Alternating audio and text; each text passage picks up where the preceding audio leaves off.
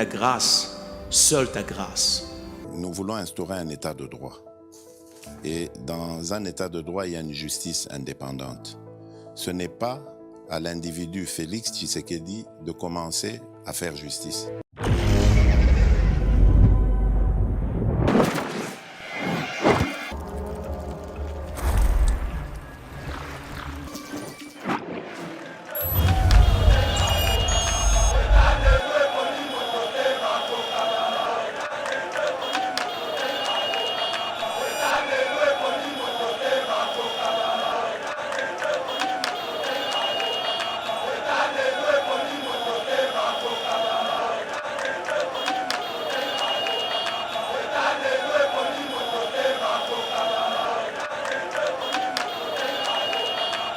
Martin Tovanda, Martin, une fois président de la République, Ogolobana Kagame, Martin bi réponse à Pesabatu, les Kambaba Onyo.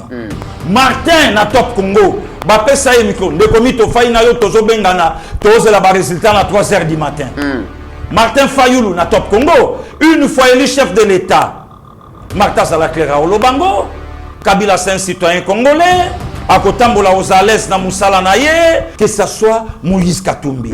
Il n'y a pas un opposant de commit.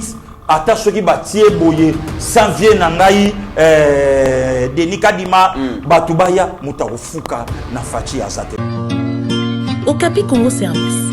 Pour vos démarches d'actes de naissance, jugement supplétif, casier judiciaire et acte de mariage, contactez Okapi Congo Service au 07 58 12 18 04. Okapi Congo Service, Ponako Salisaba acte de naissance, jugement supplétif, casier judiciaire, P acte de mariage, Benga Okapi Congo Service, na 07 58 12 18 04. Mais est-ce que Kouré Zali? Kouré Zali. Ah, voilà qui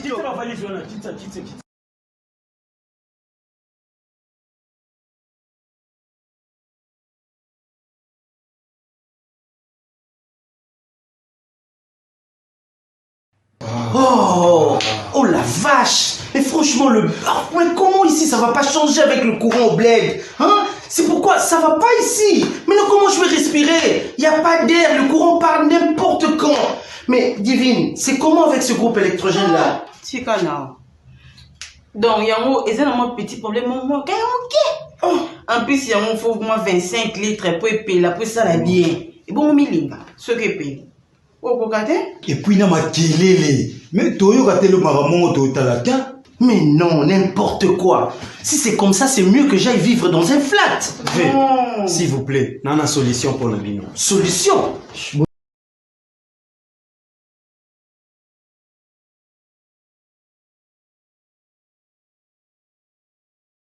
Oh, papa. Oh, valise topé Bluetooth. Pour générateur électrique. Yeba charge à cahier na courant pour à reproduire les sous courant. Au coquille ko charger épée na moi.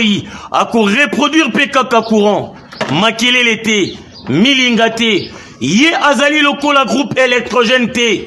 Oyo azalaka na besoin de carburant pour à reproduire courant. P générateur électrique oyo bozali komuna. Soki o charger yango malamu na courant. Au coquille ko sale yango pendant une semaine. Ata courant ekenda nango.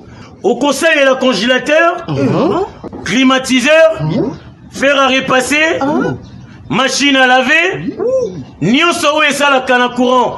Demandant la récomposition du bureau de la CENI, Martin Fayoulou s'enrôle quand même et obtient sa carte de lecteur et s'attire la foudre de la population à cause de son incohérence. Mesdames et messieurs, il y a une vidéo. Boko Landayango. Olive Lembe attend impatiemment les bilans de Fachi pour savoir si ce dernier a fait mieux que son mari. Bokoyo Kabongo, Olive Lembe. Trois ministres, voilà, membres de l'ensemble pour la République parti cher à Moïse Katumbi, quittent les gouvernements. Tokolo Belayango, Nakati émission Oyo, Moïse Katumbi promet de mettre fin à la guerre de l'Est en 6 mois.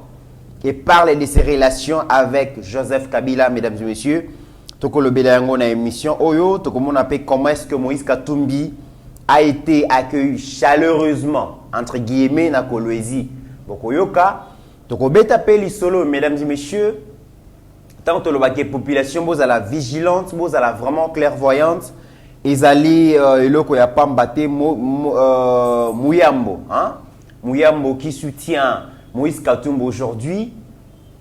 Curieusement, azali bon na témoignage yo biso ba congolais toza na besoin toyoka par rapport à la personne il y a Moïse Katumbi bokoyoka comment est-ce que Jean-Claude Mouyambo parle de Moïse Katumbi tant babé banaki mais aujourd'hui comment on a bazo se soutenir et ko kamoussa ezara ndenge moko comment on a vraiment que Fayulu lelo azo soutenir bongo matata pogno to kolobela yango et puis toko atterrir mesdames et messieurs si le temps nous permet na activité à fondation Elikia hein, de madame Peggy Maledina oyo bakendaki bongo na masina ko tikela quelques présents na ba orphelin et orphelinat. La grâce, tokolo belapé na prometa kibino, mais la image ezalaki te na kozongela ngo lelo na fondation Ogi Kalonji oyo azali ko encadrer ba ndeko bazalaki lobi ba kuluna lelo bongo ba komi ba nettoyeur et ba caniveau et na ba acte na ba bazali ko sauver ba vie bokolanda yango na kati émission oyo. Bienvenue mesdames et messieurs, très heureux de vous retrouver dans cette nouvelle série de l'émission Éveil patriotique. Chaque Congolais a droit à l'information car celui qui a l'information a le pouvoir et nous avons ces devoirs de pouvoir vous informer mesdames et messieurs. Na bo sanité tokolobe la paix, les kambo ya port ya banana donc il y a à dire là-dessus tokolobe la yango toko bosana pété mesdames et messieurs au cours de cette émission kolobela déjà qui salomé bandana c'est ça Maître Christian Bossembe donc aye vraiment na kanda aye vraiment na souci il y a corridoré image il y a quatrième pouvoir vous allez bon aux médias donc lobby a présenté qui bongo vision naie par rapport il y a Moussala Oyo yene équipe na sengi basala na c'est ça bokolanda extrait il y a vraiment discours naie tozala kiwana mesdames et messieurs tous en essayant de retrouver bino tozo qui ne malem na souka il y a Anne Pasteur Gili bonjour et bienvenue. Bonjour Ndekomite, bonjour na bandeko nyonso bazolanda biso de partout kimia na mabota na bango nzambe a sembola loboko na ye esika au mwa bakoko so ezali bandeko bazo clôturer année ba misu baza malade ba misu baza ba difficulté ba misu baza na ba makambo ebele que le Dieu du ciel le Père de notre Seigneur Jésus-Christ a sembola loboko na ye likolo ya bandeko nyonso baza na ba bosenga etenkolo akokiselo komoko de même aussi avec nous de comité merci na année nzamba pesa kibiso malgré to komino na sukate mais du moins merci dans Nzambe oya batela kibiso oyo azopesa biso mayele bwanya ya kosa musalo ndenge elongo bani na ebike bandeko nyonso bakolanda mission yo bakoza d'accord na auto kolobao. Très bien, bakozala d'accord parce que bazalaka déjà d'accord donc 142 000 abonnés. Merci à vous, Yeba TV c'est votre chaîne. Merci na kota la émission kakate menako liker et puis ko commenter suffisamment ba commentaire na bino eleke belé ezo sala biso vraiment kitoko makasi. Salutations spéciales à notre DG ici présent. Salutations na bato basimbi Régie Lelo, je vois Rabi Mokoko, je vois Meshako Chudi et puis ensemble Mobimba ya Yeba TV, je n'ai pas oublié notre frère de papa Pasteur Gili Seni déjà abaneko enrôlé électeur déjà lecteur bazali ko s'enrôler massivement les acteurs politiques membres de la société civile tout citoyen déjà malembe bazo ko s'enrôler mais avant tout beta masolo vraiment elengeli il y a quand même un petit souci Pasteur Gili par rapport il y a qualité à carte oyo Seni azali ko délivrer ba réclamations azali belé na ba centre musu ba machine ezalité et ba photo o ezali ko bima na ba photo na ba carte za malamu te to landi bongo tata cardinal a lobby azan impression comme si carte ba PC ezali a copie et tout ça to landa quand même donc déclaration il y a tata cardinal par rapport à qualité il y a carte d'électeur ou azui comme ça to ya kozonga. Merci. J'ai seulement constaté que la qualité de la carte qui m'a été délivrée, on dirait une copie. L'image est en blanc-noir, contrairement à ce qu'on avait avant. J'ai eu un peu comme l'impression qu'en 2015, en 2005, la carte avait meilleure qualité.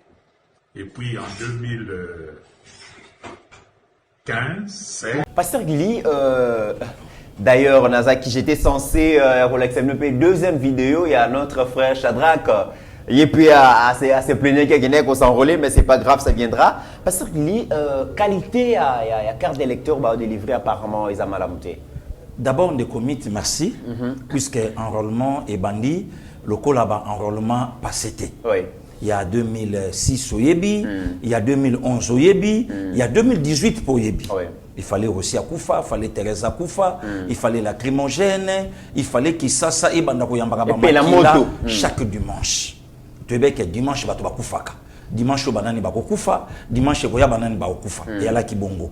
Mais du moins, les lots et comme aussi bateau, enrôlement et bandit à toute tranquillité. Bateau ba satanda quitté, ba mona qui ont le cola, fraude de kozala, on dirait glissement, voilà on dirait blague, et enfin, enrôlement et bandit. Mais attention, le cola enrôlement et bandit, toza censé, ma camunion sur salamana époque à Fachi, bateau y a passé, ba tirer le komorote na kati. Ba carte biso to joie o yo so nga na joie d'ailleurs le loso ko taliango o ndimate ke yo ngako to na fongola misu me na carte bima na kanga misu oui naza na monde comité ça tilelo na kanga misu me na carte bima loko non na fongola misu na carte bima loko na kanga et salama alors to ko copier ou le kate donc loko la seni aloba ina biso ke adui makoki nyonso o esengeli tozana posate ya papa Denis Kadima na équipe na nyonso toyoka ke makambo tozoyoka bato bake na centre balobi carburant zate bino moko be lecteur boyebo somba carburant tokoyoka ngote toyoka te ndeko mit bake ko s'enrôler o ba machine a bato bake ko s'enrôler oh non ah on a un comité mais non à quoi bon mon konzamboka a lancé qui déjà que non tel jour déjà lancement ekobanda c'est que Denis Kadima confirme qui président de la République que pour un domaine enrôlement non c'est ça normal et machine oyo ba congolais ba sombi na contribution na bango ya biso na mongo na biso voilà en tout cas ils a ba machine ya malonga ya malonga pour permettre te ba dongolo miso ba zoli lo ba koloba de même aussi avec nous des comités avec ngai ndeko na yo pasteur Kili ya koloba ke élection na 2023 mon konzamboka la kakibiso a opesa biso élection moko ya malonga de même aussi avec Denis Kadima alors tozana posate maloba oyo Denis Kadima lobaka oyo ba te belé bazo sango na ba interprétation na bango que maloba ngo ekimingai alors malgré que il est kassayen mais na osala soki nini oyo e osepelisa bino malgré ba te belé mutu na mutazo tirer yango na ndenge na ye parfois pe mutabata ya bi sengela bi mairo akobima hero voilà akobima hero malgré mutu na mutao tirer ndimbola interprétation na ndenge na ye tant so mutabata loba ki bongote à ce qui concerne les cartes les comités oyebi Christ avant abanda ko reprocher ba église abanda non encouragement. Il fallait tate épiscopat banda pe non encouragement. Puisque tate épiscopat ndima gite ke non enrôlement kozala. Andima ete ke maponomi kozala. Tango ke fala lo ba d'abord bravo. Je ne m'attendais pas. Na kimia nyonso makamba boye sala ba mais pour améliorer qualité ya carte. Donc tozana pour ça muto bakangi photo ye wana pe ezala ye na kati ya carte balobi bato mususu bato lokola epenge soki akei kokozwa carte d'électeur photo ekobima ndenge nini de même aussi des comités pour na chef de l'état population congolaise bazoza ya mokonza mboka pesa biso ba carte d'identité puisque oyo kaka pour na maponomi mais ba congolais et congolais bazozela na béton apesa biso ba carte d'identité donc congolais nyonso azala na carte d'identité na ye ndenge oyo ba parana biso ba alaka nango ya vert plus de 3 décennies peuple congolais azana ngote ne komit oyebi lelo il faut na yoka passe de komit tango maman zo sala ba sortie médiatique mais azo nié kaza politique te. Tokota wana Pasteur Guili. Des comités. J'ai dossier neza mobimba. 3 décennies. Congo a na carte te, mais un président a sali 18 ans. Na Congo, carte d'identité incapable ya kopé sango ba congolais. Na ba pays musu bo mona kutu na nzete za na identité. Na nzete za na identité. Na niaou, mais na Congo muta za na identité te.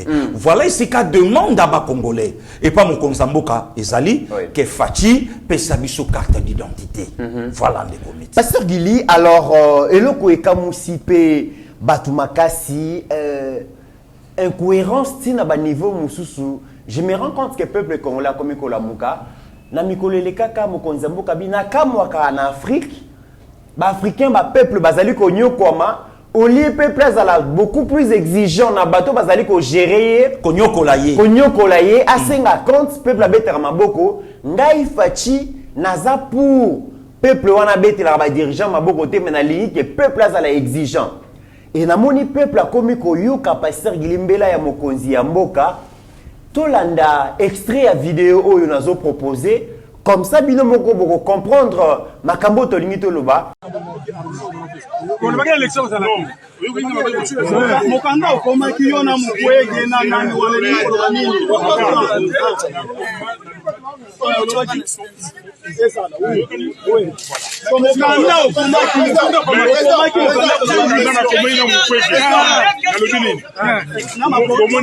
ki bomoni bato OK yuke na masina Pasteur Guilito Outi Kolanda, l'opposant Martin Fayulu Madidi. Martin Fayulu Oyo Basali Trio, Ye Mukwege, Na Matata Mponyo, et Na Mikanda Moulaï Basali, entre autres, Basali Kosenga à l'immédiat, la récomposition, il y a bureau, il y a Commission nationale électorale indépendante. Avec comme conséquence et qu'on retardait le processus électoral. Mais même Martin Fayulu wana wazali kosenga ba recomposer bureau akei na lombango wazali parmi batu ya liboso oyo ba weleli na lombango ba kende kozwa bongo carte d'électeur. Mais akanisa ki peut-être akenda ki na bokuku akanisa ki akenda ki mutu ya liboso peuple akomona ete nzoka peuple ba bengana ki balobi tala mutu azo distraire biso ye moko yembango kozwa carte. Pasteur Guili, Martin Fayulu a soigné la population, Olandi a Ngobongo, l'extra vidéo Oyo n'a proposé. Olobini. Des comités, nazoe bisayo, eza soni pe mawa. Oyebitango, des comités. Soni nini pas. Nalobi, oyebitango l'axi vidéo yo, bato yo ba vota boye. Bato ba vota kaka chiffre oyo, na minute oyo. Bato ba bebisa ba relation. Bato ba panza ba amitié. Bato yo tilelo ba loba nakate. À cause de Fulani Mutagania, Batona bazwa courage à Koloba ke Facha Sauva Congo. Facha Sauva Congo. Soki Martin Fayulu a la présidence ya mboko yo, ne komiti nde eroto yebite. Qui Martin Fayulu ne komiti ranaya. To vandi awangana yo avant 2018. To koti na 2018. Personne ne connaissait Martin Fayulu, rien que Libanga ya frère Nabiso, Fali Poupa di Cap la merveille. Mon vieux Martin Fayulu qui ni bouffe Faden Raus. Yango wanaka ande libanga oyo bato bayebela ki Martin Fayulu. Bayeba Martin Fayulu te loko la personnalité politique.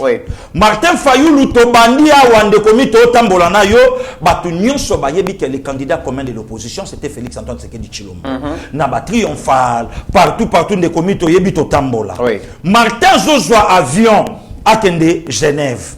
Avant Martin Kei à lobby nous sommes allés à Genève pour porter Fachi comme notre candidat commun de l'opposition. Martin Kei, bayebisi balobi non, Fachi Kate, yo poko la Fachi Libaya. Bisoto sala yo pour puisque bisoto na Copa Congo. La campagne à l'américaine. Campagne à l'américaine, on joue costume, on tambola na budget, babilo ke belé, tout ça là partout le moyen to comploter Congo. D'ailleurs, oyebite ke ozana ba origine moko ya mobulu. Oh, Pasteur Guili. Origine à Moboulou. Martin Fayulu. M'a dit origine à Moboulou. Il y a Moboulou, des comités. D'ailleurs, yomo yebike ozana ba origine moko ya Moboulou. Alors tout ça là par tous les moyens, to dribbler Fachi yobi ma candidat commun de l'opposition. Des comités Martin oh le loi ko s'enrôler. Martin yebisi bat autotangango, basali bloc. Yena Mukwege, yena Matata. Mais Martin Basalaki Bloc Kabi, je ne serai jamais candidat avec machine à voler. C'est Martin Fayoulou. Si quoi réclamation Martin a tellement à réclamer la vérité des urnes dans quelle machine. Martin décréta même ville morte.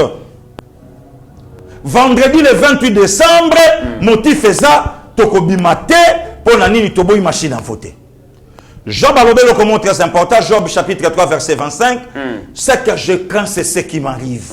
Ce que je redoute, c'est ce qui m'attend. Job. Tout comme les 30 de comité Martin a accueilli, baké ko voter, le lot Martin a solo bakengam na gagné ma ponomie, la vérité des urnes. Aujourd'hui, Martin il y a tellement de comics.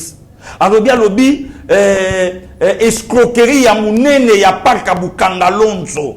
Tozana na posa justice atali sa population clarté sur yango. Mais autant na kata ba clause ba lobby non. Makamba ba poursuite ba homme politique exact entre autres Matata Ponyo. Oh, Martin Fayoulou. Oza wapi vie. Olinga kanini na vie. Martin Tovanda, Martin une fois président de la République. Ogolobanga Kagame nini. Martin bi réponse à Pesabatu. Likamba ba onyo. Martin na top Congo, ba pesa ye micro, de komito faina yo tozo bengana, tozo la ba résultat à 3h du matin. Martin Fayoulou na top Congo, une fois élu chef de l'État. Martin Zalakera Olobango, Kabila c'est un citoyen congolais, à Kotambola aux Alès na Moussala naye, Makambo belé. D'ailleurs, pour na poema Est, na ko délocaliser quand Kokolo, na ko membango kuna. Fatia comme chef de l'État, Kabila Tamundi Mayo Kanga Kabila. On a quand Martin Fayoulou. Martin. Poton di Mayo Kangaye.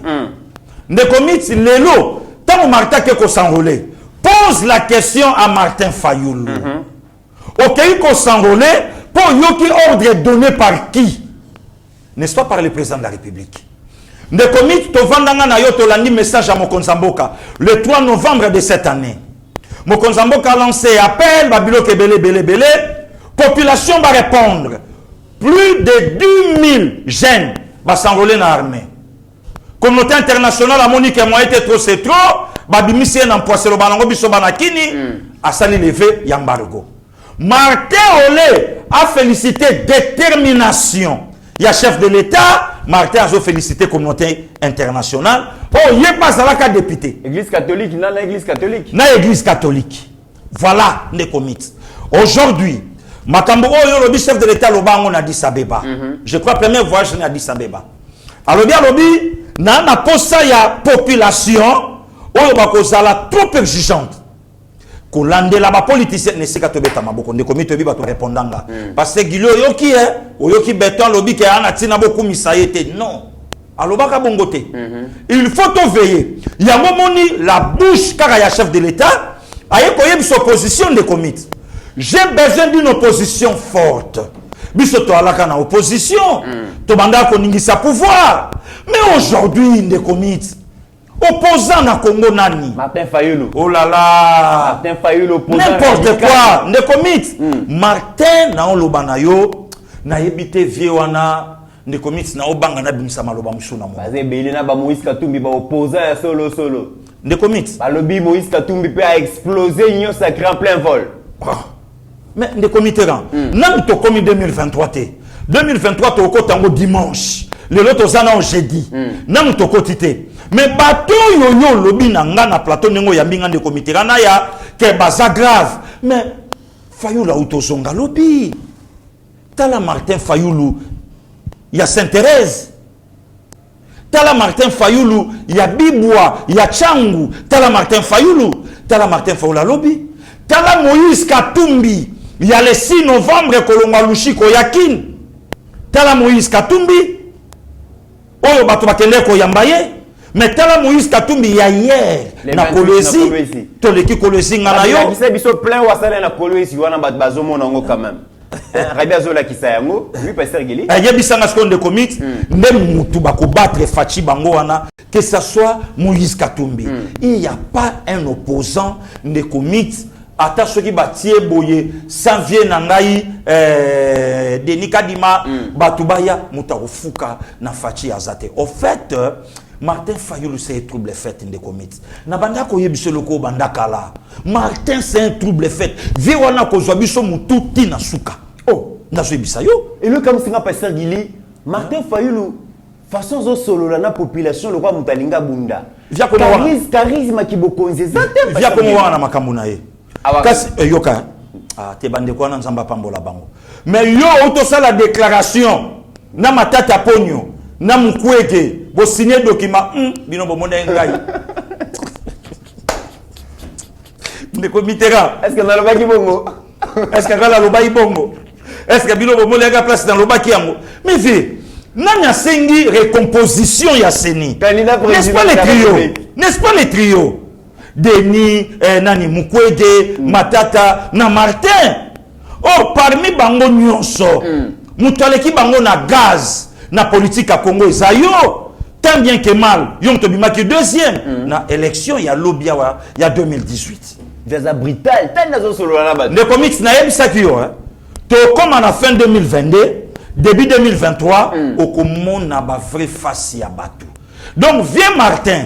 Makambo facha yebisaki biso population sko bando changunaka. En tout cas interprétation dans Isaac mais muto yo ya lobi qu'il faut pas récomposer sous bureau Seni. Siko aye ko sambole comment. Ce soit biso to la naki te vite aux carte d'électeur te kaska penenga salaki na 2018.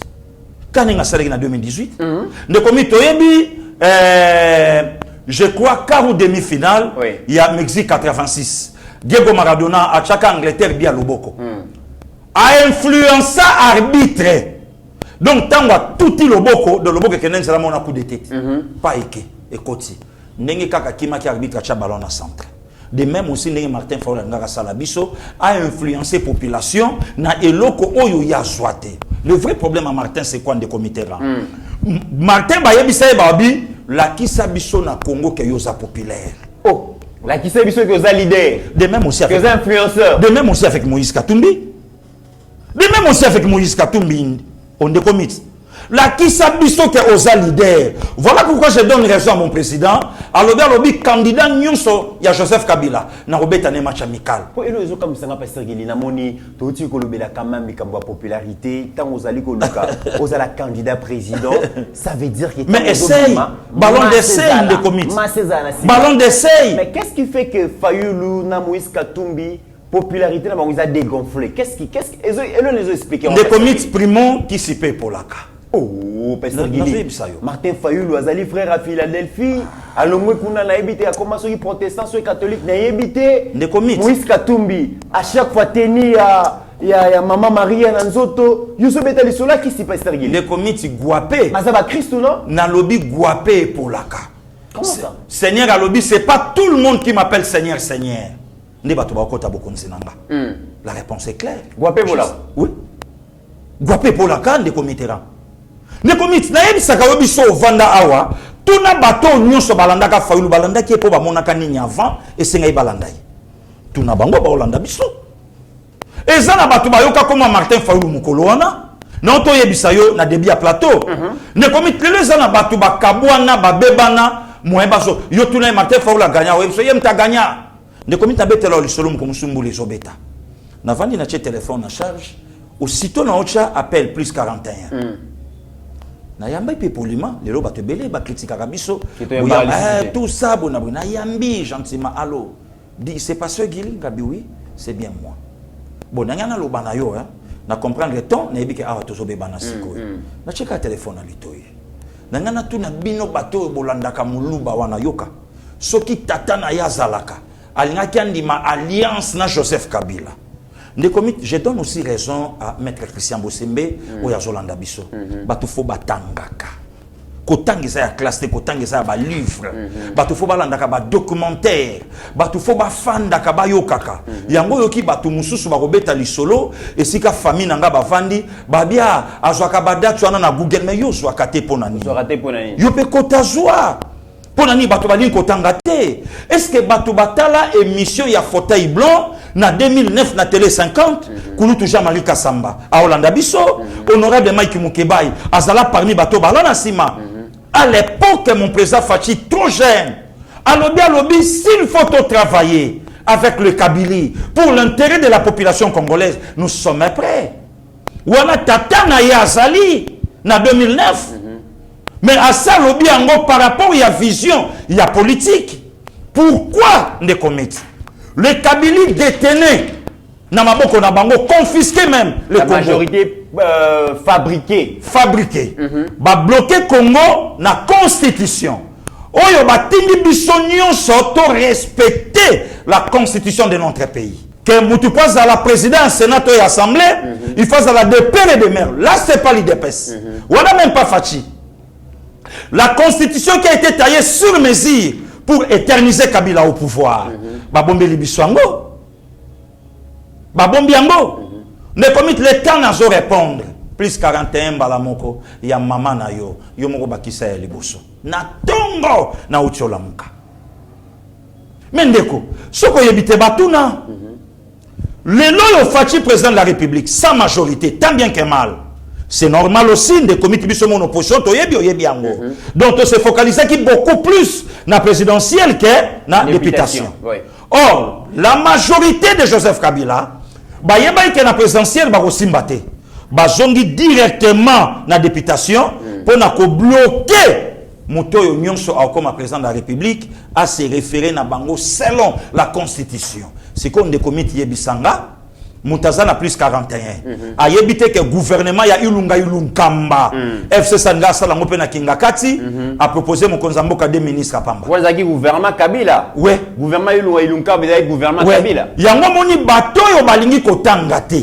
Bato balingi koyekola te, kolanda te. Babi justice ça peut si yango Kabila mais gouvernement na bango. Bravo aujourd'hui na chef de l'État. On le coûte à Benda Kabango à 35%, à Tskeli Bango 65%, à Bina Bango tout ça, jumelage tout travailler au nom du peuple, mais yemo Kazolanda. Est-ce que Batou Baye Biango? Batou Baye Biango te. Ne commit, to vanda na yotanga ba obenga biso. Boye bisa mokonzambo ka panza parlement soit panzi parlement te au simbate. To yeba ite ke tozana ba Rwandais awa. To yeba ite ke tozana ba traître tous awa na mboka na biso. Toyeba ite ke tozana ba congolais très awa toyeba kibangote ne komi tuna ba tutonga ba ndako loba ke passer Gili pozala bien il faut kangaka Kabila toyeba kite armée na biso des infiltrés anaka Kabila na quelle armée voilà ne comiterans de même aujourd'hui avec les Katumbi avec le Fayulu ne comite nenge bazawana na ebisakio Katumbi ayebike candidature na ye ekolekati. Oh, wande bino bolobi bongo pasteur Gili. Ye lobby candidature na ezali définitive ekoleka, mais ce qui est vrai à assurer certain que pouvoir na ya Fachi eko créer ba dossier ba ennui judiciaire. Ba ko sele makamba ba cache d'armes, ma sécession à Katanga et tout ça parce que yango wana ne commit. Na yebisakio. Dieu merci que toi en avance ya ba donné na yebisakio. Na lobayi na yo que c'est une provocation face à la nation congolaise. Katumbi a se prononcé que asa candidat président de la République, c'est une provocation pure et simple. Ayebi que ba rejetant pourquoi? Katumbi de sa propre bouche. Père juif. Katumbi ba collaborateur, ba Jean-Claude Mouyambo, il n'est pas n'importe qui, les bâtonniers. Alobiango abi Katumbi abotama na mama zambienne, Francis Kalumbo. Moko ya ba lieutenant na ya makasi. Alobiango, Francis Kalumbo abotama nani Katumbi abotama na mama zambienne. Ba yebiango. Je préfère que tu l'as moins extrait à Mouya, Francis Kalombo. Merci de tu l'as extrait à Zali Kolobayango. Parce que mon pasteur Gili, vérité et tikalaka vérité. Mais ce que l'ingyo bomba vérité, na le kuta et simbarate, au Robetara Mounogobi misa vérité. Tu l'as extrait, on a à Francis Kalombo. Où ils allaient, je pense, à Nabo Solo la politique. Merci beaucoup. Tu l'as comme ça, tu as raison. Ok. Et ndako abotama eza tilelo na kashobwe et mama ya Moïse bakunda ye ayebali azambia ala bandeko na yebilo botu. Pasteur Gili vérité ba bomba rangote ba kasha rangote. Est-ce que wana IDPS de comité là? Est-ce que wana Fachi Katumbi est congolais? Ce qui a soit ba démarche na ye administrative nenge esenga kana ba droit na ba justice na ba biloko nyonso ce ka soit c'est pas un problème. Comme appelle même ministre du commerce. Comme même président Fekofa dans le quoi l'ingakaba les trous. Comme appelle ministre et à plan Ok. Akoko ma pe ministre à transport. Akoko ma pe ministre à commerce extérieur a remplacé Kouloutou Langa Jean Lucien. Akoko ma mais akoko ma président il y a parlementaire, akoko ma président il y a sénateur, non plus président de la République. Non plus. Les comités n'a pas de problème pasteur Gili. Wana bolu que la Moïse Katumbi maman na problème. Les comités n'a pas battu le solo. Abeti le solo alobi makambozolo ba wana soki ezalaki bomonde Obama comme présidenté, Nicolas Sarkozy comme présidenté, abeti même le solo ba kengo wadon de bazaki ba candidat président. Ndeko mit na expliquer au bateau ba pene na ba olia imbongo pamba. Ba olia imbongo. Ba olia kosaye. Bazo kosaye. Bazo kosaye bazo lia imbongo pamba. Ndeko mit na betelo li solo. Tovanda Awa, le 4 août 1983, na Burkina Faso, à l'époque, ils ont Haute Volta. Deux jeunes hommes, il y a décalage à une année. Basali coup d'État. Bah renverser président, bah Yokani, Thomas Jui pouvoir. Thomas Jui pouvoir a yebi que Blaise c'est son frère. Thomas a yebi que Blaise Aza Burkinabé, des pères et des mères. Nzoka Blaise azana ba origine ivoirienne mais frère bazola tandenge moko na teni mokonza mboka lati bubu numéro 2 pe bubu mokonza mboka lati bo numéro 2 pe bubu teni oyo capitaine o capitaine mokonza mboka vandi abaluki boya so donc monde entier ba yebi ke son frère et Blaise. Oh Thomas yebi ke Blaise c'est un Burkinabé. Mais Blaise a gardé ba origine ivoirienne naye. Ne commit. Tant Blaise a sali makambo ya salaka, jeudi 15 octobre 87, mboka liboso kimaka, mboka bakoko naye pe ba PC nationalité ivoirienne. Ba PC nationalité. Yebisanga ne commit. Alassane Ouattara, le président ya Côte d'Ivoire lelo, oh yepa ko suksa vinaye, ndenge Blaise a suksa via Thomas. Est-ce que Lilo a koki makondimake Thomas Blaise Akota na Côte d'Ivoire ba sa nationalité ivoirienne ba pesaye akondi mango c'est ça de comis na continuer à kobeta li solo ya mama oyo alekela mayela ba mama oyo asetala abi il faut loi chani eleka na boti mona na Camerounais oyo mutu ayebite yebe mwana yebite mais na bali monoko mboka nanga Cameroun na obeta na RD Congo mwana nazokumisa Cameroun tuna ye ayebi yango comment de comité pourquoi biso na monde entier et ça na d'origine congolais moko ta comme président na mboka moko to yebape hein que d'origine congolais mais a comme président na Mauritanie Aza président na Namibie, aza embrouillé pe batu quelque part. Aza embrouillé pe batu kuna baolo bane non kende na Congo, aza président na Gabon, aza président place boy. Non, pourquoi kaka il faut ba paya baya kakowela. Yango moni même na Gabon, balobaki na Bongo. Babiso lingo comme président kende na RDC. Kuna ba ponaka mutu. Kuna ba ponaka mutu te, sili koti. Donc okufi osimbi ya ofele. Hein? Donc voilà les comités. Et si aujourd'hui, oyebi nde komiti ka to sa musa malamu. To lobite ke ngana yo to kufa lelo. Mais lelo tala valeur ya Kouloutou Max Kadiombo ndenge zongi. Tala YouTube ndenga bimisi ba émission asekwisi Kadiombo ya nanga Charlie Be ya place a Fandi ero parfois alelaka soka zo mona babiloko wana mami. Makambu nyonso Kadiombo aloba. Lelo na okamwa nde komito benginga. Moïse Katumbi azoninga comme président pour mon konzamboka azo travailler na tribalisme. Oh, de comité na ya. Mais papa Kabasele ya Koufa pousse café. De quelle province, n'est-ce pas Kassayan? Ne commis na tindelo meeting ya Moïse Katumbi le 30 mai 2012. Oya azoloba na Swahili.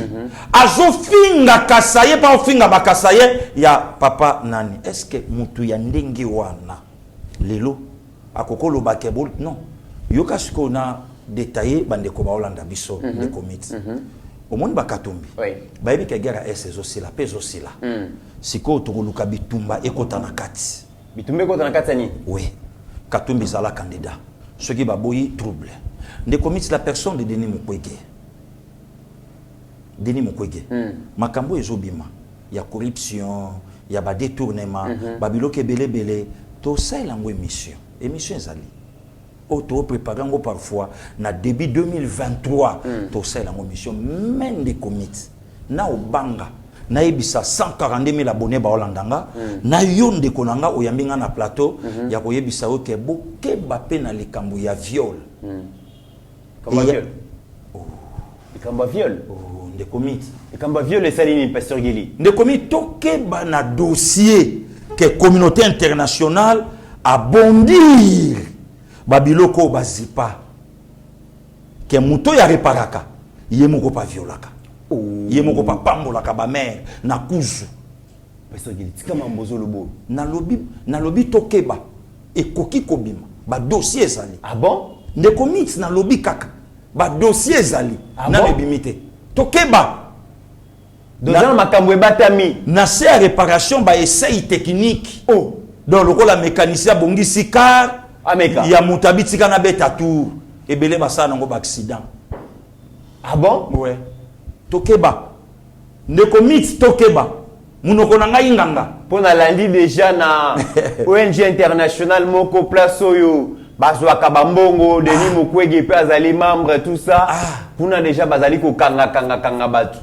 Est-ce que Denis Mukwege pe mukamate ko ya pété to ebité yango na lobby ka kende komi bazo utiliser image na pour na ko récolter bambongo ba argent sale yango na lobby ka ke ndeko mix tokeba makamususu bato bako yoka lobby l'information ba penser na pasteur Gili. Très bien. To lobby te za bongo tokeba la personne de Augustin Matata Ponyo. Matata candidat président de la République. Ba Congolais va voter. L'homme crédible. L'homme à la cravate rouge. L'homme qui n'a jamais eu $1 à peuple congolais n'a pas Moïbi. Mais justice c'est Zoselaye. Akende yemoko koko. Oui, justice c'est qui? Augustin Matata. Entré à côté. Akende. Parmi les premiers ministres sérieux baleka na Congo. Bongo papa Lunda Bululu Tolobanini. Ba vie Mabimulumba Tolobanini. Ba papa Sambwa Pida Bangi Tolobanini. Masolo ya ba premier ministre wana ba Etienne Tshisekedi wa Mulumba ba vie Mulumba Lukoji ba vie Mabi tokobeta lisoloni mais il y a l'homme il y a maîtrise il y a cadre macroéconomique bongo sko retombé l'homme il y a stratégique Mazala qui est premier ministre toi il a qui si ba congolais ba gros mot ya économie pasteur Gili akosande jargon économie de ébélien et pas naé akosande Kabila akosa Kabila akosande Kabila na bamo ndeko miti na kama nazoka Moïse Azoloba une fois président de la République dans 6 mois à Sissigera mais tant bazalaka gouverneur à Katanga pendant 9 ans guerre est à la kate moi na mayele l'argentier meilleur gouverneur guerre est à la kate parce que il lobby c'est que hier mutauti ko loba lobby que nous sommes obligés à se réconcilier dans Joseph Kabila pour aider le pays mais Kabila la président de la République il y a la gouverneur basalaka nini na peuple de comités au moins les lois peuple congolais place à Hollanda biso il faut silika peuple congolais faut comme anakanda peuple congolais faut donc ayoka passe ya humiliation oyo ya sibisa peuple congolais faut vivre yango peuple congolais subir humiliation ya osakanate humiliation parce que lozo tout mulana kota dossier ya kota kaka de comités ya mamo live mais la bombe Hollanda butozonga Moïse Kato tu ko ça émission na yo il y a 2-3 jours oui Totali qui est Joseph Kabila d'après Ngoï Mulunda. Professeur Ngoï Mulunda. D'après donc qui est Kabila d'après ses professeurs? Professeur Ngoï Mulunda Lobi.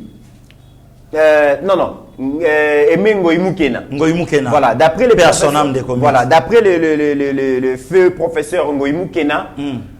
Qui est Kabila? Alors Kabila, c'est un homme fabriqué, un homme à qui on lui a donné l'identité katangaise. C'est pas un katangais, d'après professeur vidéo bolanda qui en autre aux on pour Nathan. Alobi ba fabriquer ba cette identité katangaise. Maintenant lingi pe lelo boyeba qui est Moïse Katumbi d'après Jean-Claude Mouyambo. Les bâtonniers. Parce que c'est entre guillemets, ce sont tous des katangais. Voilà. Donc, ils ont un Kassayente, équatorien, Moutoumora Bandunduto, et à Congo central, à cause de Moïse Makamouté. Expliquez bien les communes. Oui. Ngoïmouté na Katangé de père et de mère. Katangé de père et de mère. Donc, Makambo Lobina Joseph Kabila Ayebiango. Ayebiango. Jean-Claude Mouyambo. De père et de mère. Katangé de père et de mère. Voilà. Makambo Lobina Katumbi. Ayebiango. Donc, Bakosele Makamouté, c'est un Katangé qui le dit. Boyoka quand même, qui est Moïse Katumbi, d'après Jean-Claude Mouyambo.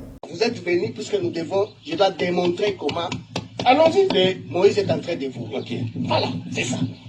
Je vous donne encore un autre exemple. Quand moi je l'ai connu, on voyageait ensemble, puisqu'il avait la nationalité zambienne. On a une sangha sous la preuve. Je connais ses méthodes. C'est ça le grand problème. Moi je connais comment il opère. Comment il n'opère pas d'argent non plus. Mais vous voyagez ensemble. Non, moi je dis je voyageais en business, en fest. Je voyage toujours en business ou en fest. Moi, je ne dis pas que j'avais beaucoup plus d'argent ou quoi, non. J'avais des moyens pour ma survie. Bon, après, lui, il commence à acheter des avions. Donc, avec quel argent? Je vous dis qu'il n'avait pas d'argent. Oh, vous voulez savoir comment il a l'argent? Oui, c'est intéressant. Oui, c'est très intéressant. Comment il a eu l'argent tout d'abord? Nakanisi Nakini Boebi, mais c'est Kabasele. Kabasele avec des documents. Il y a beaucoup de Kabasele. Il y a Mpanya, le fabricants. C'était les fabricants.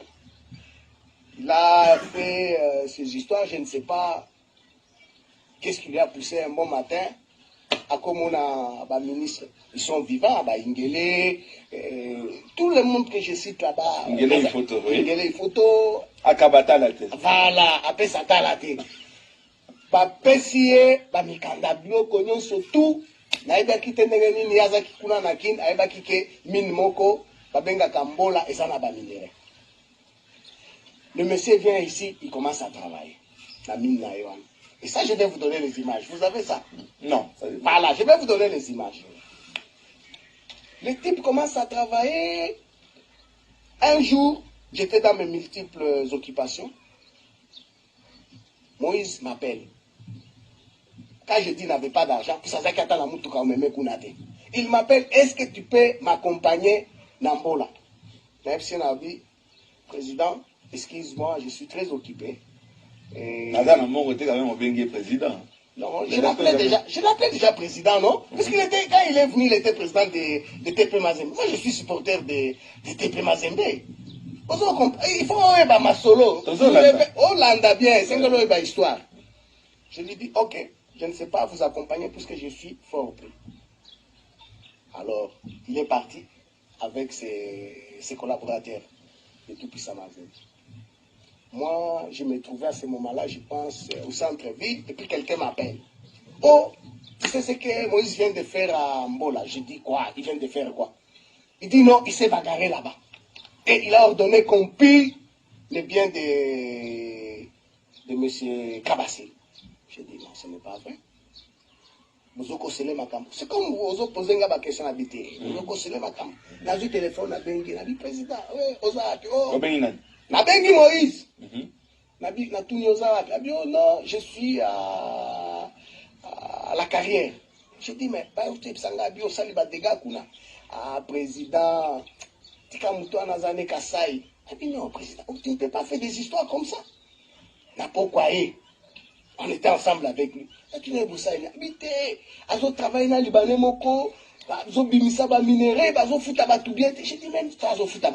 problème nous a. Tu comprends? Et le lendemain, minéral na piaki par creuser, atindi mutune moko kamwanya, babenga ki kamwanya. Il va là-bas à récupérer un gonyo sabi tozo et la binombong aya ayoteka ngwa na société moko. Bakobalt. O comment on a l'habilité bakobalt ayoteka ngwa. Tango ateki ngwa. Cobalt na état brut et so ba quantité pas na kobimisa ne fils 1 kilo. C'est là na moto à domaine. C'est là na kanisi bloko zo poser nga, c'est plus que zo mona ngo. Ah, bien curiosité. Oyebi ba minéral na bazo tango na ba sac ya 50 kg. Mais tous na ba camion. Voilà, bazo tango na ba 50 ba sac ya 50 kg. Ba creuser tellement bazana makasi. Dans moins d'une heure ba pomper ba camion à 20 tonnes ata mi balé. Parce que charger caca. Mais ce n'est pas ça qui fait la richesse de quelqu'un, M. Mouyamba. Oh, demande-moi ça. Oh, écoute, alors j'ai l'impression qu'on est Naza ignorant. Osa ignorant, c'est-à-dire à ce moment-là. Tant que Bazui, puisque ces jours-là, Valère va minérer, voilà. Valère va minérer, à moins de me tromper, Ezaki pour une valeur à $1 million. Voilà, Pasteur Guili, Tolandi, Ango, mais c'est très grave. Rwandais, Bazou, le problème. Voilà. Nous continuons à connaître Bissau, c'est pas pour rien. Kagama Loba a rebunda na Rwanda pour avoir un espace à rebunda na Kinshasa. A rebunda totote. A rebunda totote. Asa Batunaye. Ils ont recruté les Congolais. Batunaye ba Moïse Katumbi. Batunaye Batuana nyonso na oyoyebi. Batunaye. Objectif de commit. Batu faut ba joie Congo au sérieux. Il faut pas battre la chef de l'État. Il n'y a pas un Congolais de père et de mère où il y a fort lelo à quoi qu'il y a RTNC malgré qu'au nom de Jésus au Salamate. Batuba na mbongo to yebi bango Kabila na mbongo koleka ba Congolais nyonso Katumbi na mbongo koleka ba Congolais nyonso ajuba na misala ba Mukeba ba Onyemba ba Francis Kalombo ajuba nyonso ke na bango même ba Muyambo oyo ba lakisi biso Muyambo o lobi alobaka ya Katumbi lelo azo lembula o yemoko avomisa voilà nde comité ranaya. Donc il faut te battre là, les chefs de l'État.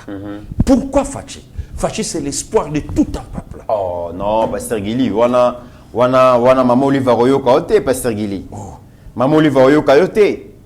Est-ce que Maman Oliva Royo Kakanga? Oui, mais Mamozolo ba, d'ailleurs, tout l'année, tant qu'on a un message à vœu, tout l'année extrait à. Il y a une déclaration Maman Olive Lembe pour comprendre qu'il y a un pasteur qui est basé belo comme côté et que pasteur qui est tout mouré. Tout la next one. Je vous souhaite bonne fête de Noël. Meilleurs vœux pour l'année à venir 2023. Une année d'une importance particulière pour notre pays, la République démocratique du Congo. Parce que nous sommes en train d'avancer, nous sommes en train de préparer encore une fois l'expérience de la pratique de notre démocratie. Tout en espérant que le Seigneur va aider la République démocratique du Congo pour que les échéances que nous attendons de la fin de l'année prochaine se traduisent par une transparence dans l'exercice de vote qui nous attend. Alors, pour tous ceux qui seront candidats, je leur souhaite mes vœux de bonne chance.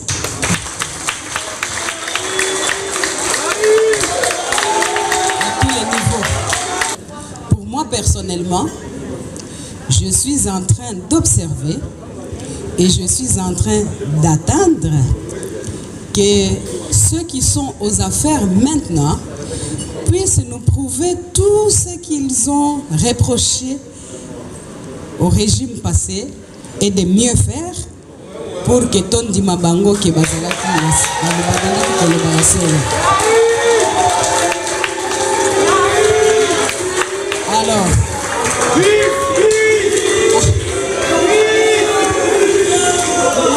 alors personnellement je ne fais pas de la politique politicienne. Pasteur Guiliwan les alikaka extrait. Mais je peux ajouter encore, donc Makambo Lobaki, oui. Pour Olive Lembe, son époux avait prouvé sa capacité à gérer la RDC durant son mandat. Ce qui fait de lui un sauveur. Pour Olive Lembe, Alobi, mon mari, Aza le sauveur, le meilleur et le moindre mal. C'est mon cher époux Joseph Kabila. C'est le leader.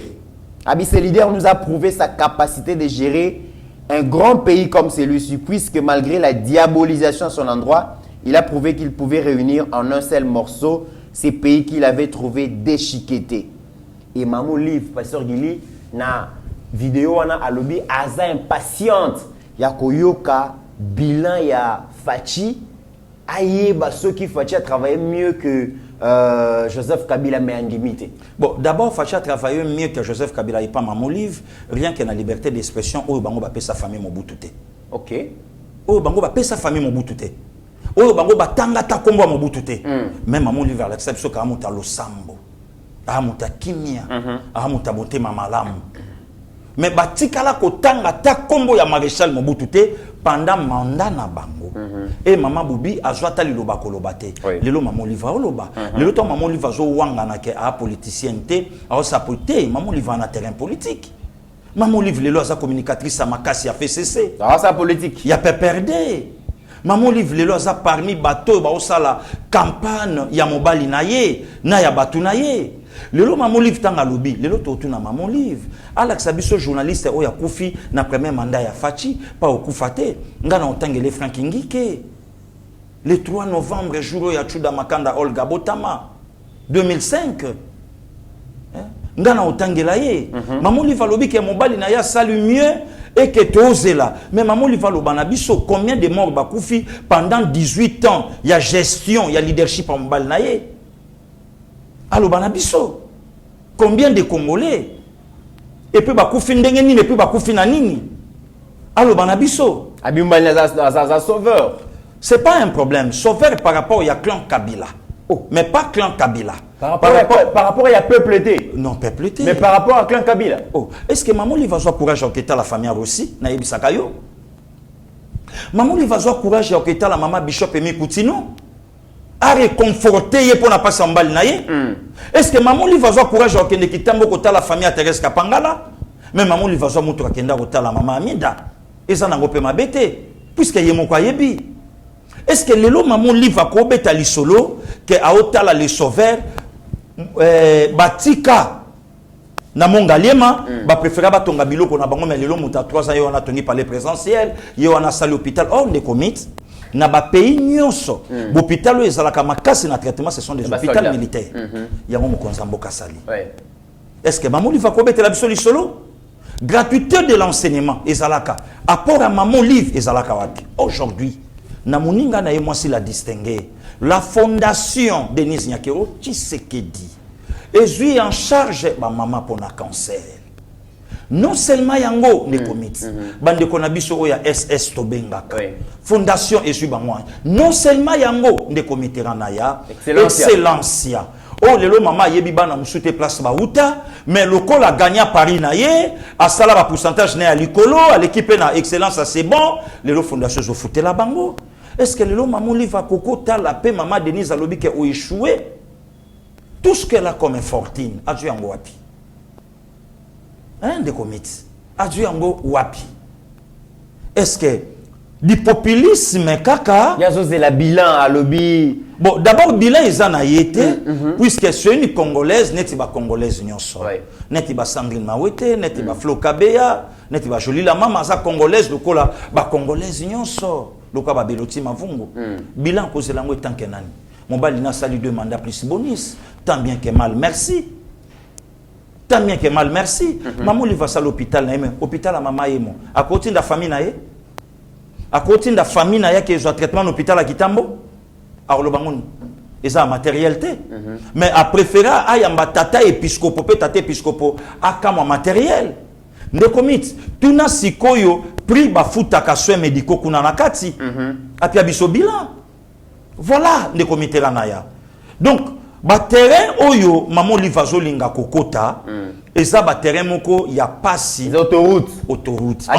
entre temps azoki makena politicien té mais azobeta ba arme non conventionnel na c'est Maman Olive azo parler lelo bila mobali ne tant que militaire atika kan kokolo comment atika kan chachi comment qu'elle nous parle de comité le long de comité au fandi pour la première fois étudiant bazwa ba bus Transacadema Kabila tika combien même bus moko de comité le lo yo wifi banani yango ne bandi côté le mande kona biso ingénieur ebele ana boye do ba fandi ba osa musala bazo telemisa babilo kwa makasi basalango Maman Olive basali tyrolien na bango ya famille moyena quelque chose ya mboka isa place nini Maman Olive va biso bateau Maréchal Mobutu na yebisaka yo atika 37 bateaux. Maman Oliva l'acception des bateaux mobali na o bango batika ne balé pour na peuple congolais.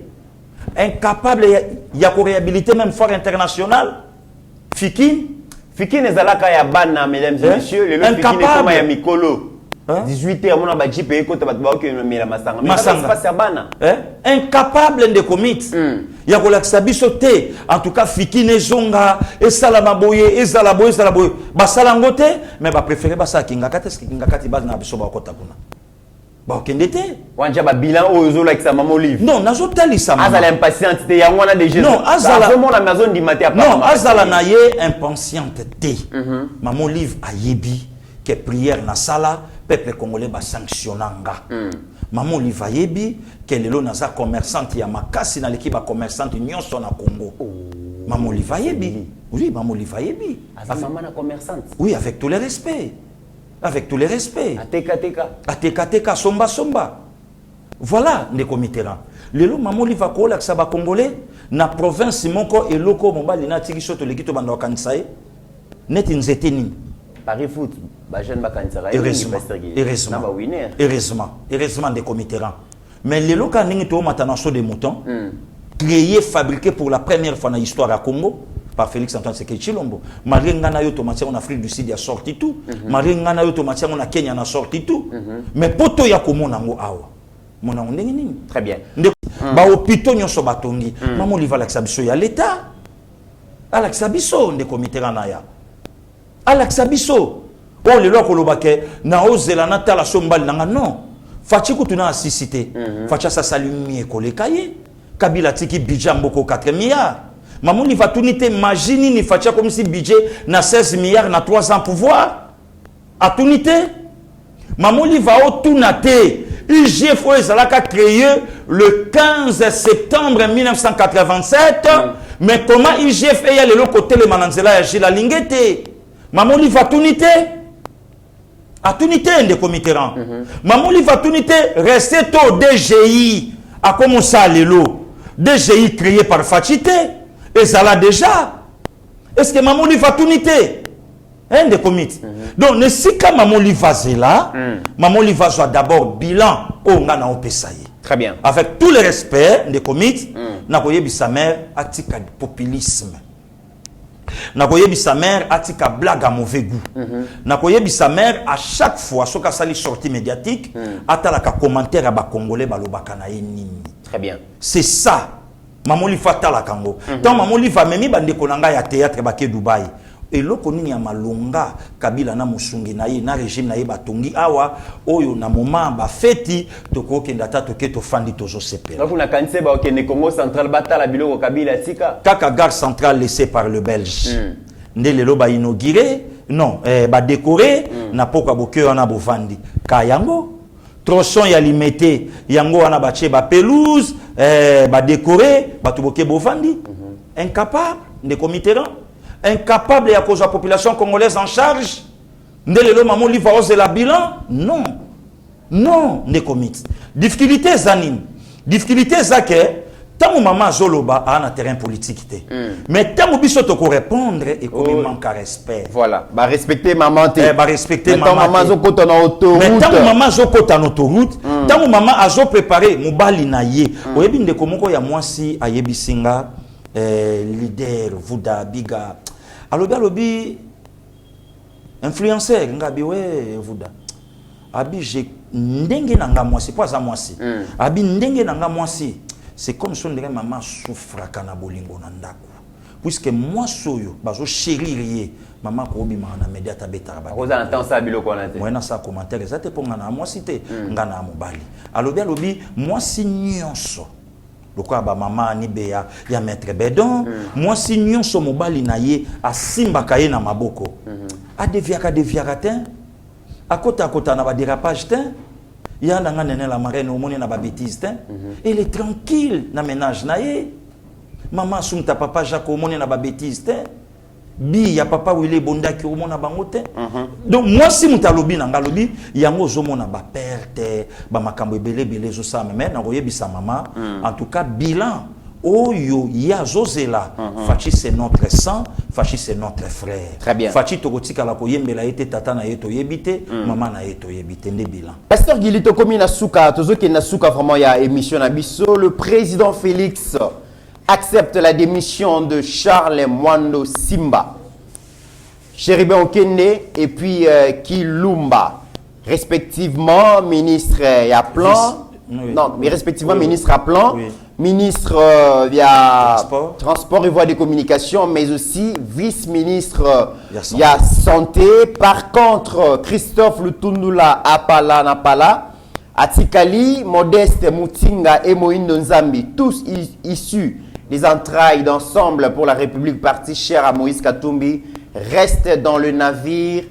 Il y a Jean-Michel Sama Lukonde. Pasteur Gili, et loko na retenir que le sulfuré Chéribin Okende accueilli et puis Atiki, peuple congolais sans permis de conduire. Voilà. Même Yemokaza Nangote, même son chauffeur en Nangote, même chauffeur à président de la République en a permis de conduire, même chef de l'État, Tia Bimaki Namutukane à 3 pinés, en a permis de conduire, même Bissognon Sotozan a permis de conduire. On a Liboso, Yami Balé, Atiki ba étudiant, Atikali ko remettre ba étudiant trans académiate. Non. Oyo Mokonzambo ka commanda ki pone ba étudiant, Atiki yango na balabala pasteur Gili. Non, yo yebité de commit. Chéribin Okendala n'a pas ça soulèvement à étudiant. Alors, n'a pas ça étudiant batomboka. D'abord, à cause sinon, mon conseiller comme entrepôt. Les loba bus ya mwana na parler du peuple. Yo moko yoka ki semaine les kia wa étudiant ba telemi. Babando benganaye, ba bien longwa kuna. Donc, des comités au moins les lo et loko ya ko kamwa ezate. Loko kamwa ezate. Non, des comités na. Parce que Guilimena yo ki balobi baza ba courageux. Batiki bokonzi balobi Moïse Katumbi vision à Moïse Katumbi. Et l'équipe Vision, bango servir il président Félix. Bon, c'est normal, le goût et le couleur ne se disputent pas. Ce que c'est là qui bongo, poto et bango que non balé grand garçon. Nani a crié pour notre travail à Christian Mwando. L'ombre de lui-même. Nani a gangité pour notre incompétence. Il y a Chéribin Okende. Ministre Oya Zotika Kinshasa, a tiki gouvernement central, a joué avec pas que les meetings à parti na Kisangani. Est-ce que c'est incompétent? Des comités. Est-ce que c'est incompétent? Non. Moi, je crois que va accomplir mission na bango oyo biso peuple toyi baki. Mission zalaki nini pasteur Gili? Mission zalaki ba ya bazwa là on a ba kozwa ekoede bango na campagne. Ah bon? Oui. Ba ya bazwa na kata gouvernement. Ba fait des missions, salaire, makambo belé ko bossa na pété de comités, ba tika pe bande ko na bango na parlement et moliment bazo diviser donc pour permettre que Mbongo wana et coaider bango na campagne. Les comités Katumbi c'est un hypocrite, Katumbi c'est un traître. Kaloubi Katumbi a fait exploser Union Sacrée en plein vol parce que déjà le fait que le ministre wana balongwe kobakisa déjà Jean-Marie Kalumba ya économie nenga longwaki, le président Félix est obligé à remanier le gouvernement. Non. Quelques changements, Ezali, là c'est vrai. Les comités au monde lelo, il faut respecter Batuna Congo. Donc, Congolais ont préféré abattre la moto à sa moto B. Na katia linu, mais ils ont préféré abouaka oyaza bien. Lelo omoni makamba ba Christian Mwando basali, ba Chéribin Okende basali, ba maman wana oya vie sa santé basali. Mais oyoki réseaux sociaux té. Mais tala lobby réseaux sociaux nenge e yindi ministre à portefeuille aux arrêts après avoir auditionné. Après avoir été auditionné pendant 5 heures. Pendant 5 heures par le président Souri a PGR. Des comités du mois. Donc on a quand même pasteur Gili. Rien. Comme pour nous sakana la réputation. Bapesi na montant. D'une femme d'État. Bapesi na montant. Où il a détourné 150 millions, même pas un rond. Bapesi na terrain RVA, il y a même pas un rond. Au moment, baolo ba makamande des comités. L'État n'a pas auditionné déjà Snell à la prison. Les a sous-titré, il y a ministère à portefeuille. Mais déjà, il y a Snell. Ayebiku tout tata mokola pesa même $1 ou pas ministre. Moyen à 2. Mais t'as la maquille les tamboli. Congo Airways. Congo Airways. Détournement Salama. Détournement Salama. Mais des comités, pourquoi les loyaux, toko fan la te batuluka ba Chéribin, avant ba coach sa démission à bango justice à l'andelaye. DG a transco à Zawapi. DG, il y a Transco. ministre dani entreprise où eza sous tutelle na ye déjà Transco azawapi et nani asali kakima lelo toko kolango pa na yote chéribin toko kolango pa na yote babisa Transco et outi Luanda Lufu Pwebima toyoki bato bayaki nango makelele futamité nesika basa la commission oyo bakofuta bango esengi baluka Dilcab. Or Dilcab na ye c'est ceux qui les beaux-frères ya mutu na bango ba nationalité kangelingeli yango tozoyoka isifi mutaza kana nationalité mobulu kotunate merci color. Pasteur Guili mais question na lingina tuna banayoki lokola gouvernement et sengeli moi mbilinga côté sengeli moi retoucher ça les mains. Il y a certaines personnes qui ne voudraient pas voir Excellence Adel Kaïnda dérange. Dans le gouvernement. Adel alors qu'il n'a pas redressé l'entreprise publique. Non. Adel Kaïnda dérange. Oui. Dérange pourquoi des comités? Son intégrité. Ok. Sa loyauté au chef de l'État. Sa fidélité. Il y a moi de la déranger et le soutien. Et puis leadership naïe. Donc tout ça là par tous les moyens tout potailler vous zobe le barabana king. Comment voulez-vous les loboko fanda bokosi et bakatana likambu? Bovandi bokosi et bakatana likambu a détourné ça 50 millions, peut non seulement détourner en demi. Bozo luka bozo yana mabe pour ça. Or lobby à la kina fête, après fête à Longwe, à yena cabinet, a travaillé 1h du matin à Keindaku. Mais yoka réseaux sociaux ba auditionner yena Dilcab naye aux arrêts. Ba labo ya mouli les osala musala nango. Des comités l'objectif est ça. Mokonzamboka a reconduire yété. Mais il faut faire attention. N'importe qui va simbaka yété na vie. Il faut faire attention. N'importe qui ne commit. Ma même mi a te abisso, j'ai sali ma mère Bishop Emi Koutino. Aloba na biso alobi et loko boko ko éviter na vie. Koko c'est la innocent, les kambu et koko c'est la un chrétien. Innocent soka juste dans les kambouana kokolé nangote. Kolela nae au CPS. À combien plus forte raison des comités? La première personne au Téléma, après discours à Mokonzamboka le 3 novembre, pour à ça l'appel marche batuto kende. Mais non, yende mutaliboso.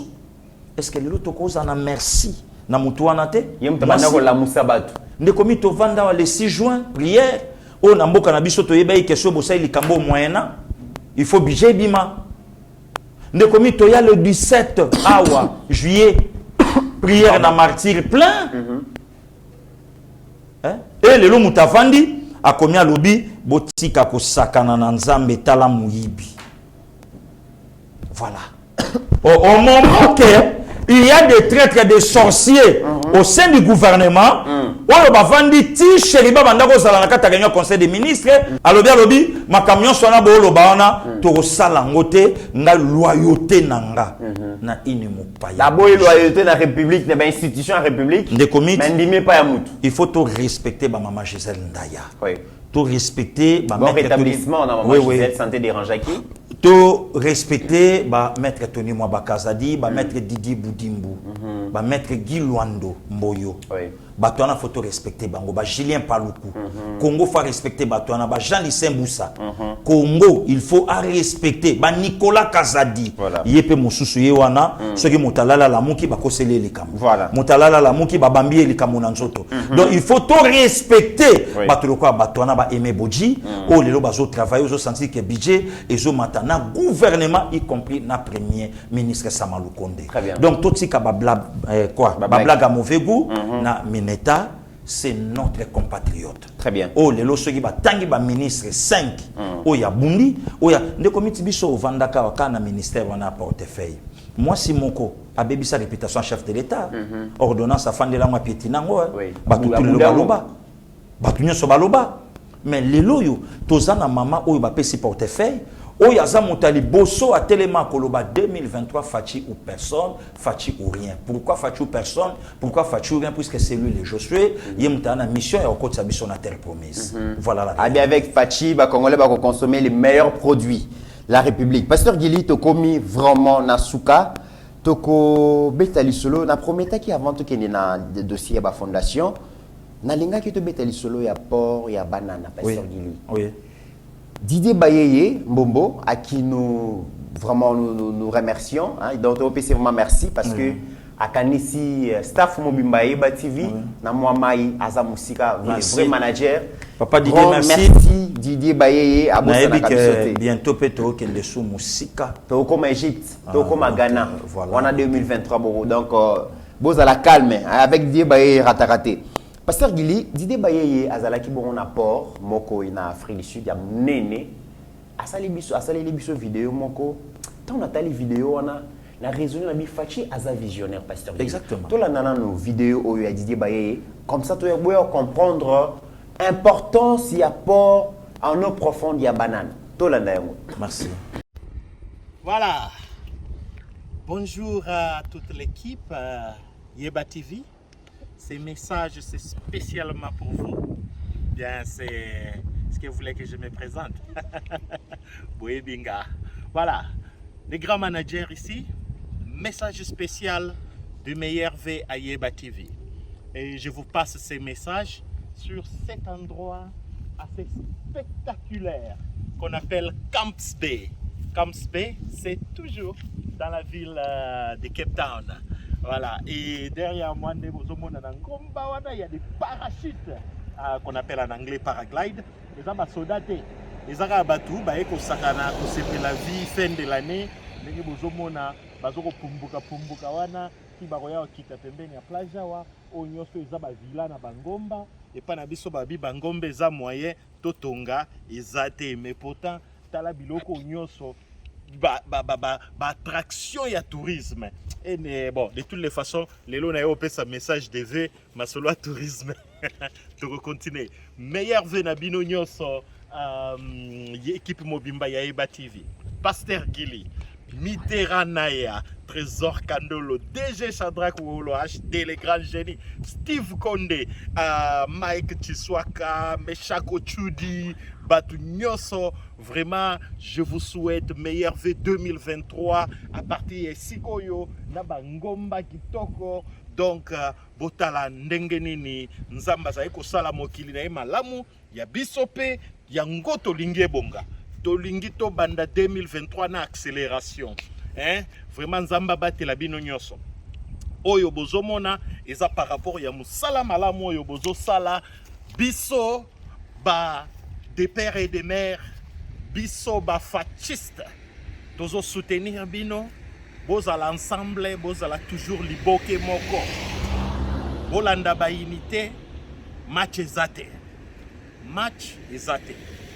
Donc déjà Kotoyo, Afrique du Sud, Botswana, Namibie, na yebisi bino ke message ya enrôlement vitesse.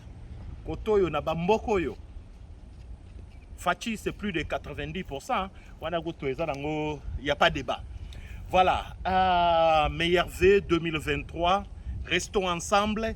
Bolanda banungu nungu te batu ya mitema mabete yo bakwipo ya songi kocha songi na kati na bino po bobe bana bozala kana ba problème totika la bomoko bozo sala musala malamu oyo ezomona na pe ndimami mokili mobimba Fachi c'est plus de 90% wana goto eza nango y a pas débat. Voilà, meilleur V 2023. Restons ensemble. Bolanda banungu nungu te batu ya mitema mabete yo bakwipo ya songi kocha songi na kati na bino po bobe bana bozala kana ba problème totika la bomoko bozo sala musala malamu oyo ezomona na pe ndimami mokili mobimba. Merci beaucoup Yeba TV. Ngai message de venanga losambo nanga Nzamba bate la bino pe apesa bino lisusu makasi pe bomoi tomonana Peto tambola mokili mobimba na 2023. Merci. Bisous. Yabino yango wana. Pour en eau profonde ya banana pasteur Gili badba okansaka ke ekobanda komema ba marchandise et ba nomema biloko mais ekobanda pe ko yana ba touriste oyo badwa ko dépenser ba devise belé na République démocratique du Congo. To moni navire moko ezomema 5000 personnes. Imaginez ce qui port wana sili 5000 touristes baye voilà ba koti bongo na Congo ba dépenser combien ba kola na ba hôtel ba kotambola na ba taxi ba ko consommer na ba restaurant ba kosomba ba biloko souvenir Congo ekotsa combien au facha zo sala na Congo central ndeko mit omoni lelo yango nazolo banoke mineta fo bato ba pambole. D'ailleurs, tozo lukaye, to lancé même invitation dans le cabinet ya ministre à portefeuille que Yeba TV azo senga fond la porte je ata mo interview moko ya son community. Vision ni mama wana lobaka que akoki kolakisa ba congolais partout dans le monde dans les 26 provinces travail à Fachi ou ya lobaka par province na Congo central yango wana. Pour en eau profonde banane. Ndeko miti toza na abonné na biso ya makasi na matadi wana ndeko na biso Freddy Masiala oyo azozwa image ya banzela alobi yaya oyo ezalati oyo ekomika siko ndenga na to mona na lushi ba lo bana biso ke route ezalate depuis que Fachi akomi yango iza route Boma Mwanda. Banda plus de 18 ans ezalaka donc mabele. Mokope ya bilan ya maman. Mais les lots eza asphalté pasteur Gili. Asphalté ndeko na Freddy Masiala a Osalam. Ndeko mito beta lisolo apo. Ngana yo na DG Shadrack na maestro. Tozui grâce à comment apport à Mombasa o toyoka na ba histoire, o toyoka na banzembo.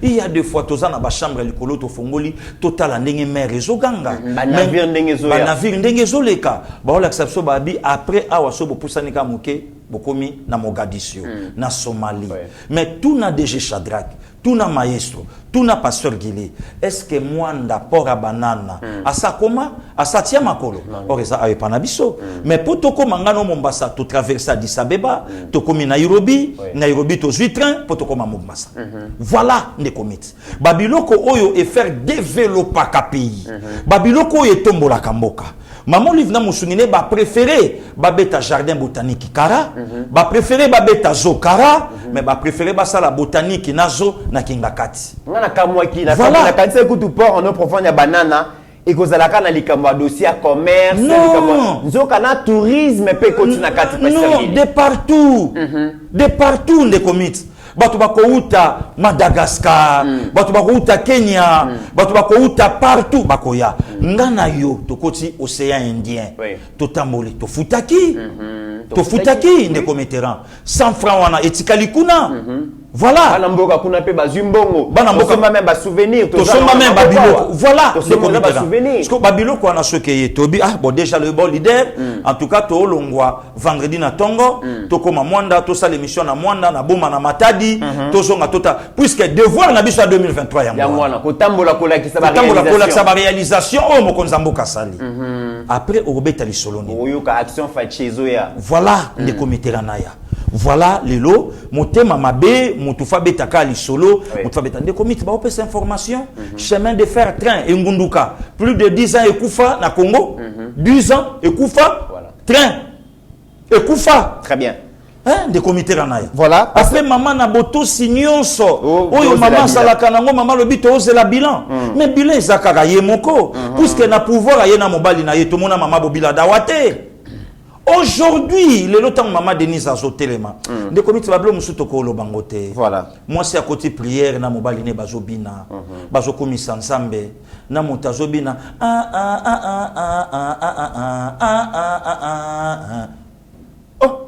de comité na ba teke mère abetaka loketo ndengo wana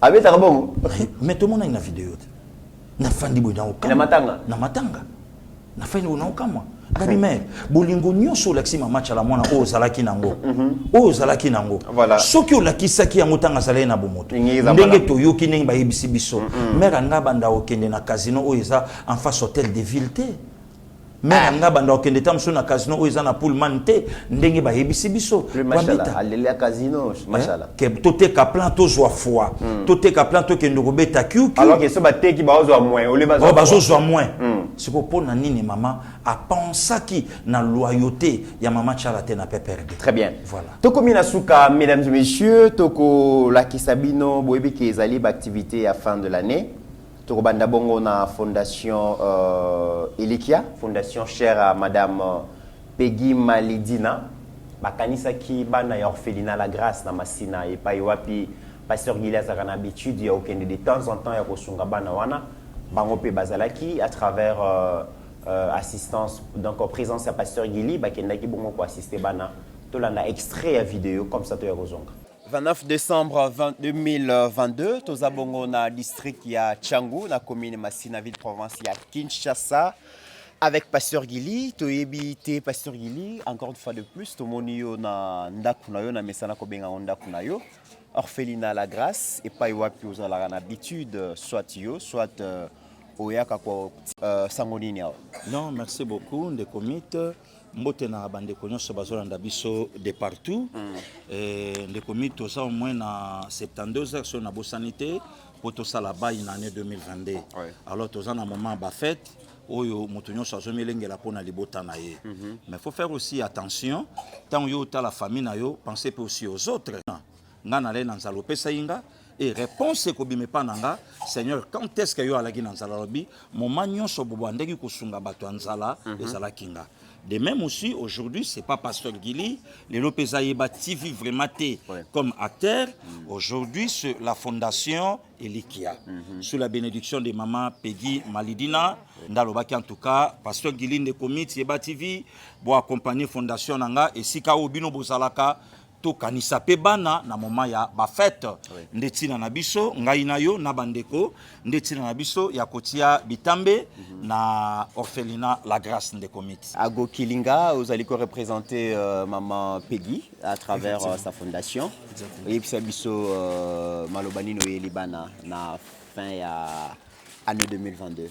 Déjà ensemble avec l'équipe to Yokanaki sous impulsion ya Maman présidente, Peggy Malidina, moi mukie oyo azali ko bénéficier pour na ko rendre kaka bana na biso heureux quoi. Ensemble c'est ça. Très bien. Partenaires de loin ou de près, baya to sangana to sala lisusu force pour na fondation Elikia et kende lisusu liboso. Déjà premièrement objectif principal ezali kosunga les plus démunis bato oyo bazali kozanga. Objectif principal d'abord est Yangwana. Ensemble, na bateau bazali kozanga. Ezaka ka ba orphelin te, ba action zebele to kosala, ba homme de vieillard, il faut to visiter, bateau belé, il faut to visiter bango. Vraiment na pesi nzami merci. Amba pesa ye longue vie makasi lokola libanga. Awumela. Nzamba pambula ye. Nzama pese longue vie, nzama pamboula, na remercier vraiment de tout cœur, na souhaiter ba meilleur vœu, vraiment nzamba sunga ye pote fondation kene liboso et kene monde entier. Pasteur Gili, c'est toujours important d'assister les orphelins en période très difficile. C'est biblique parce que bana wana ba pona quitter bazala oyo bazali. Et c'est très important pour encourager bato bakanisa bango. De comité moni bato lokola ba madame Peggy Malidina azana Dublin. Azandenge moko esika ba pasteur Remba Osengo Bayali azakuna mena muki azozo a penser c'est biblique. Na laki na nzala bopengelo kakolo na utolo bango wana na vidéo. Donc mama fa na musika binga na olia ngana omela mwale ngana olia mwa semol mais bana wana na ba fête ba festivité ba olia nini ya mwana penser na bango. Donc eloko ka biso tokoloba nzamba batela ye nzamba batela fondation Elikia nzamba mema bango musika et puis nzamba sala bango bolamu. Je crois que lobby après lobby tokola xapé il y a la compassion, il y a Maman Mireille Mayela, Tokotali Sango, ba Congolais oya motema malamu. Tango ya aller à Kanesepe bana. Vraiment Fondation Elikia, merci. Madame Peggy Nzambe, azongi encore ya koleka place oyo bimisi. Et puis Ogi Kalonji, malgré années aussi la linga silisa yango na bana terre jaune. Mesdames et messieurs, bomona kindenge Mboula est créé qui bongo désordre, est créé qui bongo sinistre. Nemboule bomi batu plus de 160 personnes. Bakoufi par rapport à inconscience na bisope, irresponsabilité na bisope et salaki que Mboula et salabiso ou et salaki et bacheki ba cercle na ba remords. Pourquoi?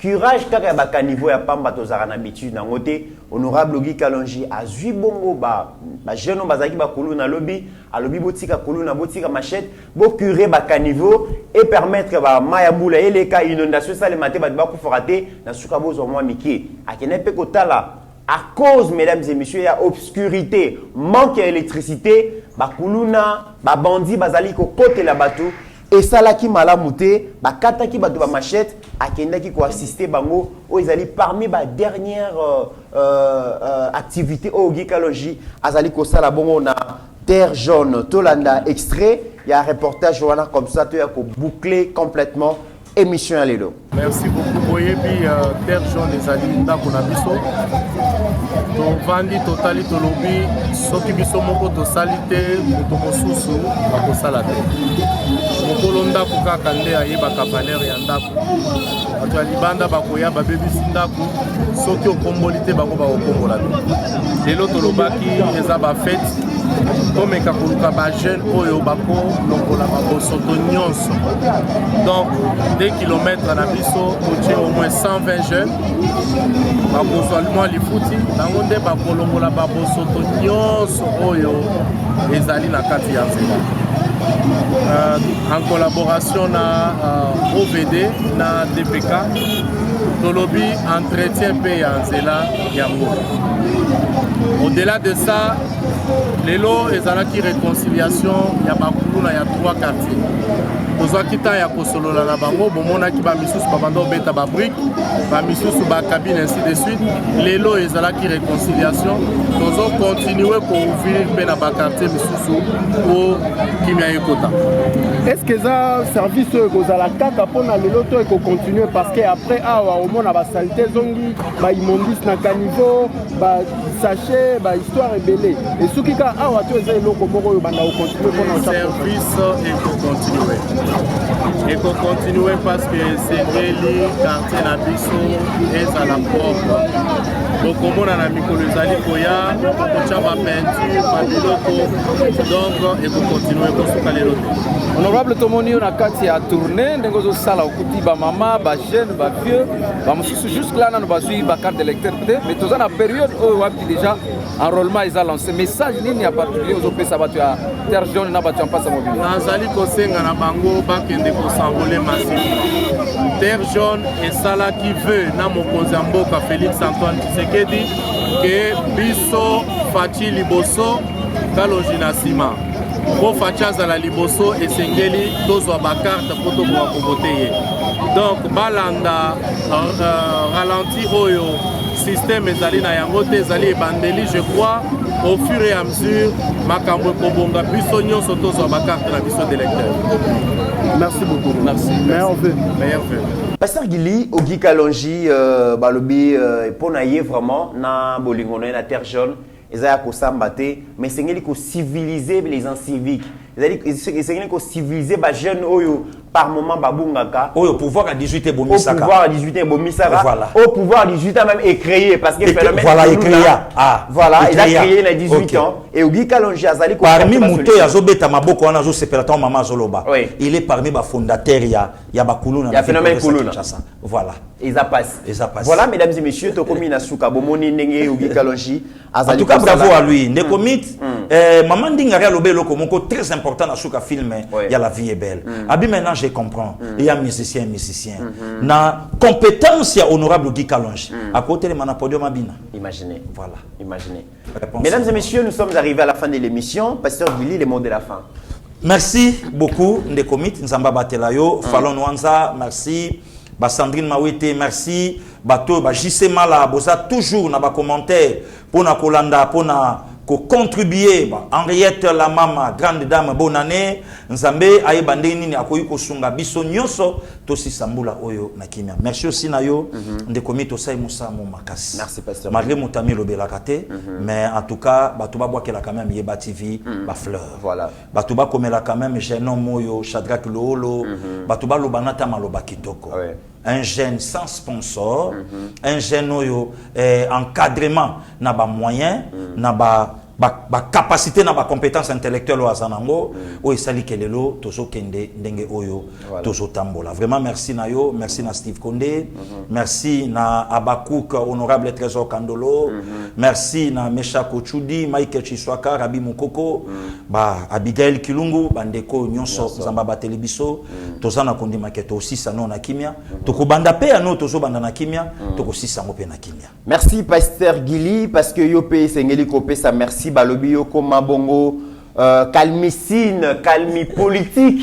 Hein, ya bato balandaka biso balobi soki olandi pasteur Gilité, en tout cas mutema ekofanda ikoza mala muté parce que Congo na biso ezali mboka moko e matisaka attention chaque jour alors qui c'est attention pour okitisa moi dose politique ezali pasteur Gili osali musala moko formidable ngam na lobi yango te commentaire déjà bango moko bazali koloba yango merci na bino nyonso merci na staff mobimba ya Yeba TV.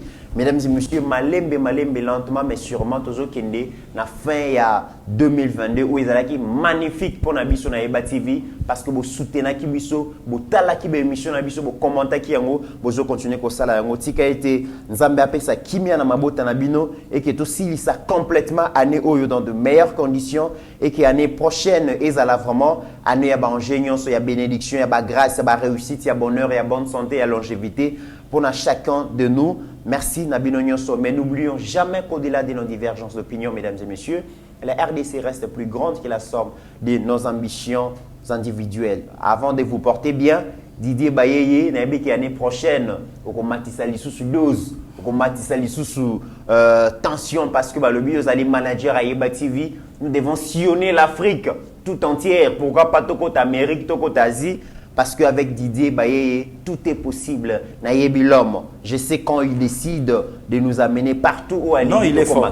Il est fort. Très très fort. Voilà. Très fort. Et dans de meilleures conditions. Et de combien de Batouana Congo, il faut à tout moment à se référer à Gotombolaye. Voilà. Et je rêve, j'ai un rêve. Hein, j'ai un rêve. Je rêve qu'un jour, secteur à tourisme, Didier Bayeye, aussi Mbayango, parce que compétence na yo bateau balandaka biso bazomo na yango oyo kozali kosala et sengeli mboka et ça la paix appel na yo mais na biki en attendant tozo l'Égypte tozo la Ghana tozo la Susuwapi et Koya portez-vous bien car chaque jour est une vie.